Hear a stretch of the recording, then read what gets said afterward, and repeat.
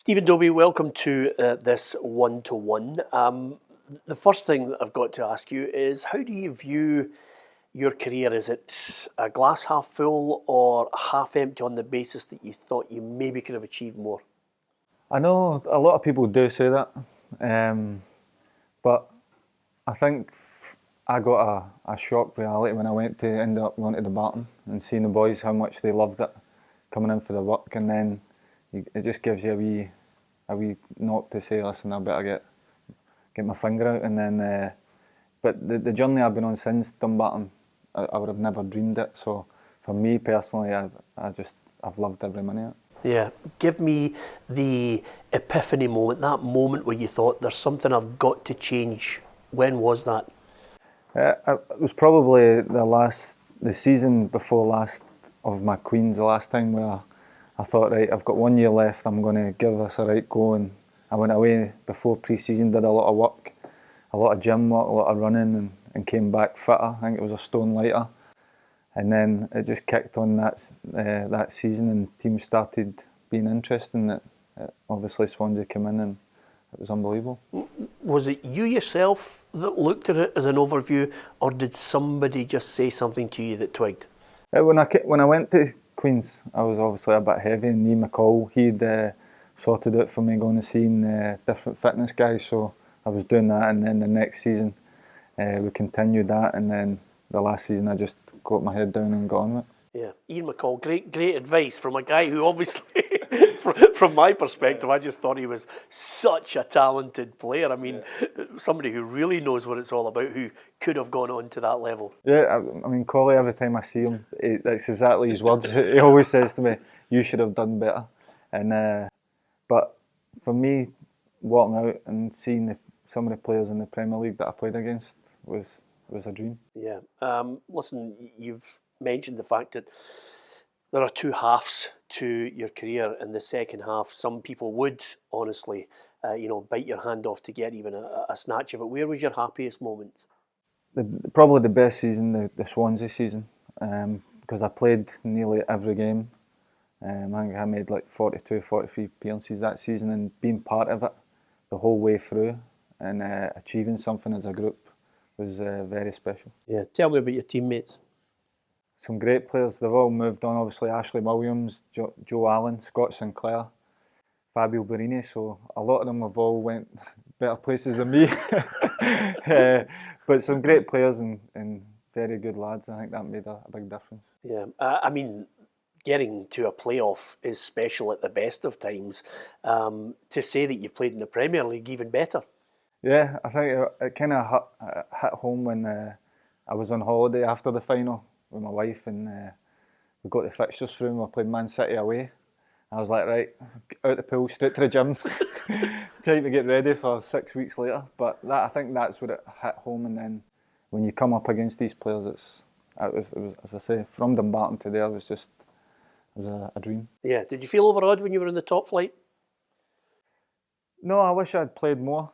The games I did play was mostly against the bigger teams, so I can always look back in the memories. But as I said, if you'd said to me like at that time, Dumbarton, like 3-4 years later, you'll be walking out at the Etihad, I would have probably punched you to say, don't be so silly. But it was great. Yeah, even though you get spanked 4-0.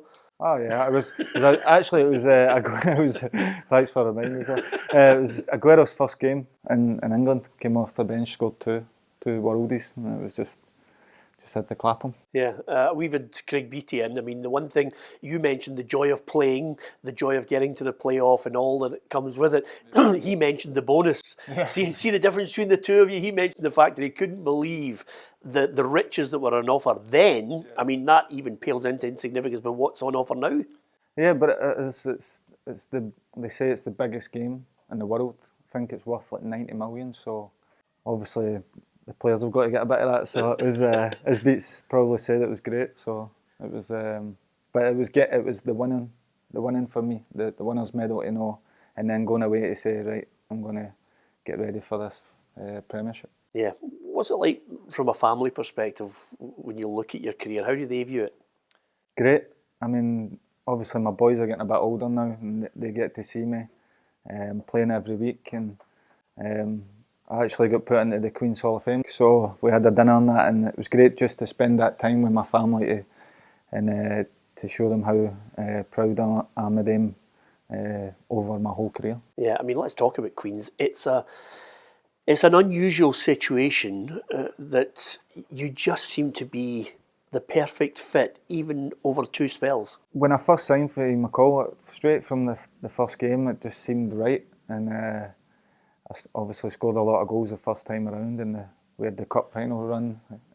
We played in Europe, so I think it makes yourself easy. It's easier playing for a team that you're happy at.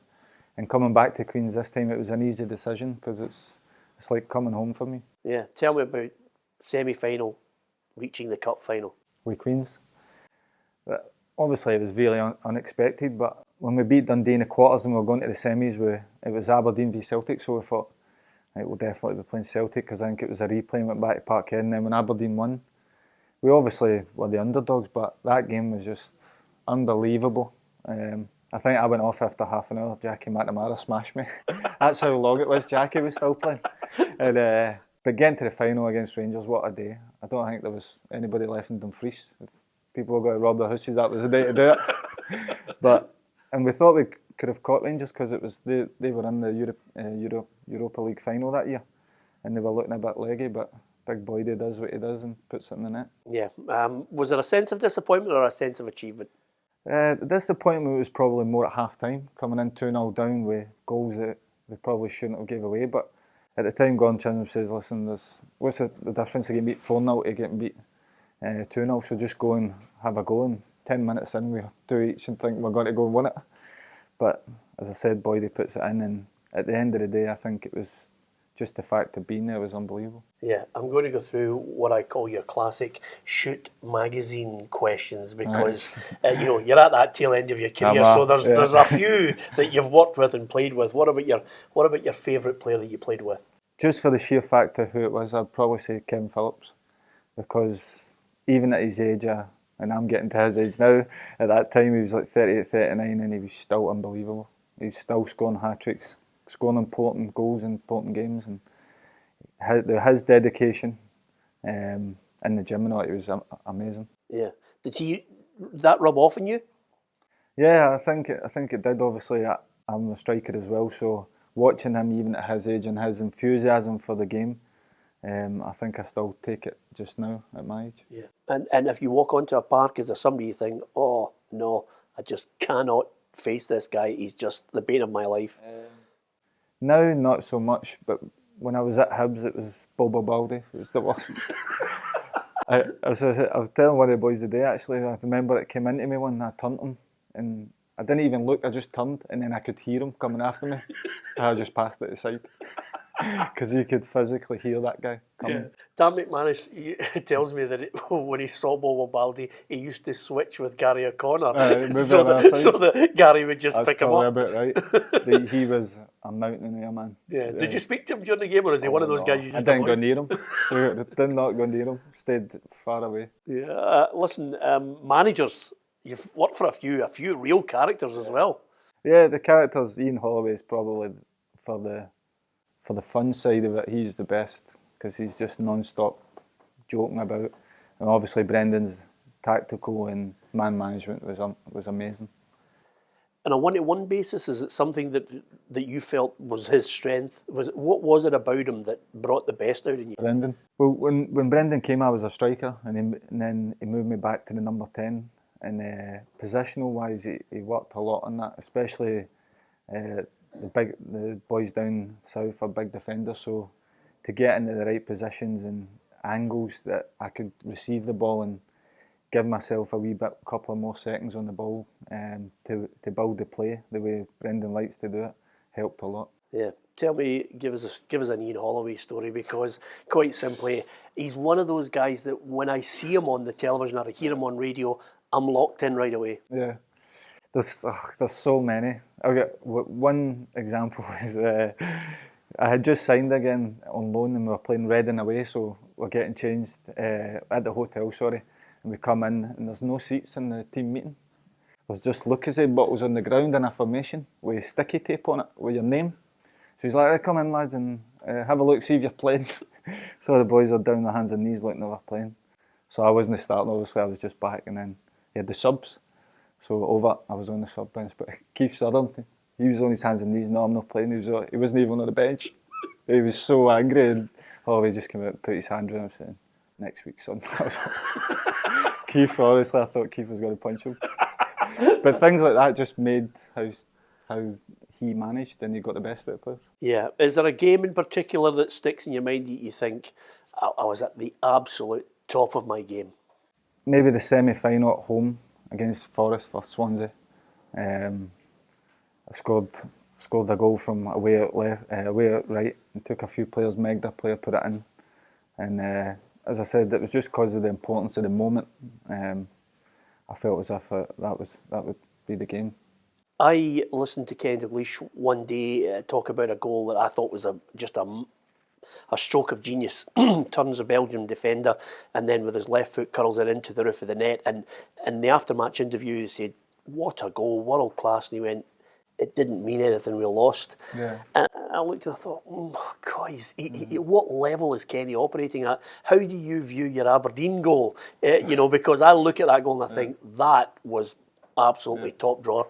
Well, actually, in the interview, that's exactly what I said, because it was an amazing goal, and I felt after it, that was a good goal, but you get beat 4-1. It could have been a tap-in.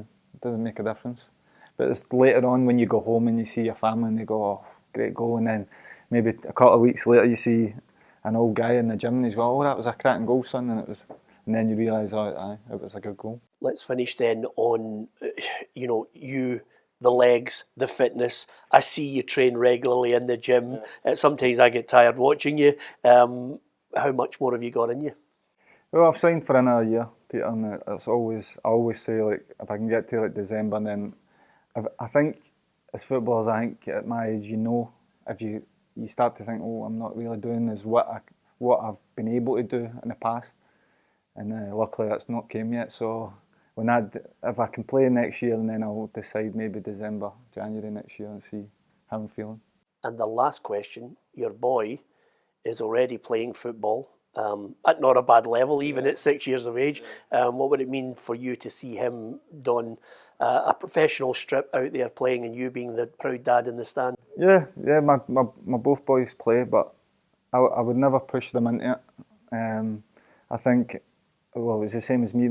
At that age, there wasn't really academies or anything, so it was more playing for your school team and your district and that kind of thing. But if it comes about and they're dedicated and that's what they want to do after school, then it would be fantastic.